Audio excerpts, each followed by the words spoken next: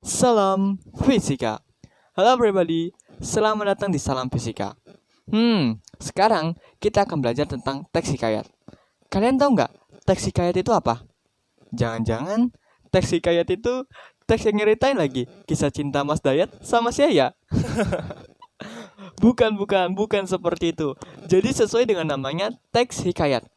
Teks hikayat merupakan salah satu jenis karya sastra lama berbentuk prosa yang menggambarkan kisah kehidupan kerajaan, bangsawan, orang-orang ternama yang memiliki kekuatan, kehebatan, kesaktian yang di luar akal manusia dengan segala keanehannya. Misalnya, bisa mengeluarkan api dari tangan, bisa mengeluarkan air dari tangan, atau bisa mengeluarkan api dari mulut. Keren ya? Nah, berarti mirip film Naruto ya? Kita coba dulu. Jurus rebahan. Oh iya, teks hikayat itu berbeda ya dengan dongeng. Jadi, kalau teks hikayat itu identik dengan dua hal. Yang pertama, istana sentris. Maksudnya gimana istana sentris? Istana sentris maksudnya itu latar, tempat, tokonya identik di dalam sebuah kerajaan. Contohnya, latar tempatnya di dalam suatu kerajaan. Terus tokonya bernama Pangeran Adit, dan lain sebagainya. Yang kedua, itu tokoh-tokohnya memiliki kekuatan. Misalnya, kayak bisa mengeluarkan Chidori dari tangan, atau bisa mengeluarkan Rasengan dari tangan. Film Naruto ya. Nah, tetapi kalau dongeng itu sesuai dengan imajinasi penulis atau imajinasi penulis. Nah, disesuaikan dengan imajinasinya. Oke? Nah, contoh dari dongeng itu kayak seperti Cinderella, Putri Salju, Jakataro, Maling Kundang, dan lain sebagainya.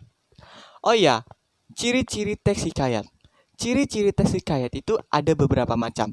Biar lebih dipahami dan mudah, maka ada singkatan jitu, yaitu MIPA Star. MIPA Star. M. Melayu. Artinya, bahasa yang digunakan di dalam teks hikayat itu menggunakan bahasa Melayu. Kayak Upin Ipin ya. Atau I. I itu adalah istana sentris. Istana sentris tadi apa? Istana sentris merupakan latar, tempat, dan tokohnya identik di dalam istana. Kayak tadi ya. P. Prologis. Artinya prologis itu tidak diterima dengan akal manusia sehat atau tidak secara nalar. Contohnya kayak tokoh-tokohnya memiliki kekuatan seperti bisa mengeluarkan air, api, dan lainnya. A. Anonim. Maksudnya cerita hikayat biasanya itu tidak tahu siapa penulis atau pengarangnya karena diceritakan secara lisan gitu. Diceritakan dari orang ke orang secara lisan. Sta, artinya statik. Statis itu maksudnya apa sih? Statis maksudnya, bukan statik ya. Kalau statik matematika dong. Statis. Statis maksudnya tokohnya itu tetap atau kaku. Apa tetap atau kaku tokohnya gini? Tetap kayak patung. Bukan seperti itu. Maksudnya tetap atau kaku itu tokohnya tidak banyak mengalami perubahan. Jadi satu tokoh saja yang dipandang. Oke? Dan yang R itu adalah arkais. Artinya di dalam teks hikayat itu bahasanya itu sulit dimengerti. Kenapa? Karena menggunakan bahasa arkais. Bahasa arkais merupakan bahasa yang telah lampau dan sudah tidak layak dipakai di zaman sekarang. Oke, di dalam unsur teks hikayat itu hampir sama dengan unsur-unsur cerita, unsur intrinsik. Oleh karena itu, saya ambil contoh yaitu cerita Maling Kundang. Oke, lanjut. Unsur-unsur teks hikayat. Unsur-unsur teks hikayat itu sama dengan unsur intrinsik di dalam sebuah cerita. Hayo, unsur intrinsik itu apa? Unsur intrinsik. Dari namanya saja intrinsik. In berarti di dalam. Unsur intrinsik merupakan suatu unsur yang berasal dari dalam membangun sebuah cerita. Nah, jadi dari dalam. Contohnya seperti apa? Contohnya seperti latar, tema, watak, tokoh, alur, gaya bahasa, sudut pandang, dan lain sebagainya. Kita bahas satu persatu. Pertama, tema. Tema adalah gagasan yang mendasari sebuah cerita. Contohnya cerita Maling Kundang. Yuk kita baca. Maling hanya bisa memandangi tubuh istrinya yang terjatuh ke laut. Jangankan menolong istrinya, menyelamatkan diri saja, ia tak mampu. Satu persatu, awak kapal juga terlempar ke laut. Maling makin panik dan ketakutan. Emak, Ampuni aku, cabutlah kutukanmu. Tapi suara gemuruh ombak dan badai terlalu keras dan dahsyat. Di sini sudah jelas ya bahwa temanya pendidikan. Kita disuruh untuk menghargai terutama orang tua kita yaitu ibu yang telah melahirkan kita dan mengandung kita kurang lebih 9 bulan. Tetapi si maling malah nggak mau menghargai ibunya, malah nggak mau ngakuin ya. Emang gak ada akhlak ya. Oke, yang kedua itu ada yang namanya latar. Latar itu apa? Latar merupakan suatu keterangan, bisa keterangan tempat, waktu, ataupun suasana. Nah, di sini sudah jelas juga, maling hanya bisa memandangi tubuh istrinya yang terjatuh ke laut. Berarti latar tempatnya itu di laut. Kalau latar waktunya di sini tidak ada dan latar suasananya itu adalah sedih. Nah, yang ketiga, alur. Alur adalah urutan sebuah cerita, bisa menggunakan alur maju ataupun alur mundur, flashback. Nah, di sini terlihat bahwa cerita Malin Kundang menggunakan alur maju. Oke? Yang keempat, amanat. Amanat merupakan suatu pesan yang ingin disampaikan penulis kepada pembaca ataupun pendengar. Contohnya di dalam cerita Malin Kundang tadi, amanat yang ingin disampaikan penulis yaitu kita sebagai seorang anak harus menghargai orang tua kita, terutama ibu kita. Karena ibu kita yang telah melahirkan kita dan mengandung kita selama kurang lebih 9 bulan. Apapun alasannya, kita harus tetap menghormati dan menghargainya.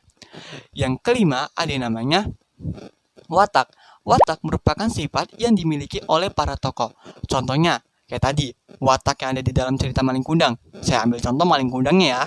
Malin Kundang wataknya gimana? Wataknya durhaka ya, bandel, ngeyel, nah, dan lain sebagainya. Yang keenam ada yang namanya tokoh. Tokoh merupakan karakter yang ada di dalam suatu cerita. Nah, karakternya ada apa saja di dalam cerita Malin Kundang? Ada Malin Kundang, ada ibu Malin Kundang, ada istri Malin Kundang, dan ada awak kapal Malin Kundang. Oke? Yang ketujuh ada yang namanya sudut pandang. Sudut pandang merupakan teknik yang digunakan penulis untuk mengemukakan gagasan atau cerita.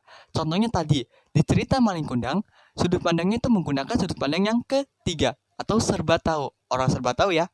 Buktinya mana? Ini buktinya. Ada di dalam kata iya. Oke? Yang ke-8 ada yang namanya gaya bahasa. Gaya bahasa merupakan suatu teknik atau cara yang digunakan penulis untuk mengungkapkan gagasan atau cerita, tapi untuk menghidupkan suasana cerita dan menghidupkan tokohnya agar rasa-rasa itu lebih hidup. Sehingga pembaca bisa melihat, mendengar, merasakan apa yang dirasakan tokoh utama. Oke? Oh iya, ada yang namanya tujuan teks hikayat. Tujuan teks hikayat itu ada beberapa macam. Yang pertama, sarana untuk membangkitkan semangat pembaca. Jadi kalau misalnya lagi bosan nih, mungkin karena tugas, karena masalah lainnya, coba deh baca teks hikayat. Saya jamin 90% itu semangat lagi, bukannya cuman TikTok terus.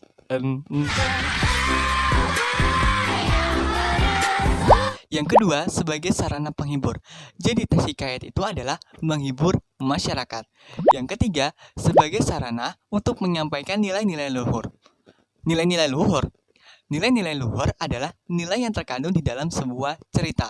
Contohnya kayak ada nilai moral, nilai religis, nilai sosial. Nilai moral. Nilai moral adalah nilai yang ada di dalam suatu karakter. Contohnya kayak Pangeran Eglis memberikan bantuan terhadap rakyatnya. Yang kedua ada yang namanya nilai sosial. Nilai sosial adalah nilai yang identik dengan rasa kemanusiaan. Contohnya rasa memberi dan tolong menolong. Yang ketiga ada yang namanya nilai religis. Nilai religis merupakan nilai yang identik dengan keagamaan. Contohnya kayak berdoa kepada Allah. Yang kedua itu ada yang namanya saling memberi sesama manusia. Oke? Nah, ada yang namanya juga tujuannya. Tujuannya tadi sampai mana? Tujuannya sampai yang ketiga ya, sebagai sarana untuk mencairkan atau merenggangkan suasana. Jadi kalau misalnya kita ada suatu acara nih, misalnya acaranya nggak formal begitu formal, maka itu kita bisa baca tuh teks hikayat. Ya tujuannya biar nggak tegang-tegang banget ya. Nah jadi seperti itu. Jenis-jenis teks hikayat. Jenis-jenis teks hikayat itu ada berbagai macam. Tapi tenang, teks hikayat secara umum dibedakan menjadi dua. Ada teks hikayat berdasarkan isinya dan ada berdasarkan asalnya. Yang pertama, teks hikayat berdasarkan isinya. Namanya juga berdasarkan isinya, ya berarti dilihat dari isinya. Contohnya, kayak ada cerita rakyat, cerita Islam, epos India, biografi, sejarah, dan lain sebagainya. Matematika nggak ada ya. Kalau ada tes matematika, tes hikayat matematika, waduh, tambah pusing ya. Yang kedua, ada namanya tes hikayat berdasarkan asalnya. Tes hikayat berdasarkan asalnya ya berarti dari daerah asalnya. Contohnya kayak ada cerita Melayu asli. Nah, cerita Melayu asli itu cerita Hang Tuan, cerita Indah Bangsawan, cerita Si Miskin, dan lain sebagainya. Yang kedua, ada namanya cerita hikayat yang berasal dari Jawa. Contohnya kayak ada Indrajaya dan ada namanya Panji Semirang. Yang ketiga, ada yang namanya cerita hikayat yang berasal dari Hindu. Contohnya kayak ada cerita Pandawa, ada cerita Sri Rama, dan lain sebagainya. Yang keempat, ada yang namanya cerita hikayat berasal dari Islam. Yaitu contohnya kayak cerita 1001 Malam. Oke? Di video kali ini, kita sudah belajar tentang pengertian tes hikayat. Intinya, tes hikayat itu adalah suatu teks yang menggambarkan kehidupan orang-orang ternama yang mempunyai kekuatan dengan segala keanehannya. Kita juga sudah belajar tentang sifat-sifat tes hikayat. Sifat-sifat tes hikayat ada singkatan jitunya yaitu MIPA*. Yang ketiga, kita sudah belajar tentang unsur-unsur tes hikayat. Ternyata unsur-unsur tes hikayat itu sama dengan unsur-unsur seperti cerita ya. Yang keempat itu kita sudah belajar tentang perbedaan dari cerita hikayat dengan dongeng. Dan yang terakhir kita sudah belajar tentang jenis-jenis tes hikayat. Jika kalian ingin mengulang video ini, maka kalian bisa klik tanda replay yang ada di video YouTube ini. Sampai jumpa di video berikutnya. Dadah. Salam fisika.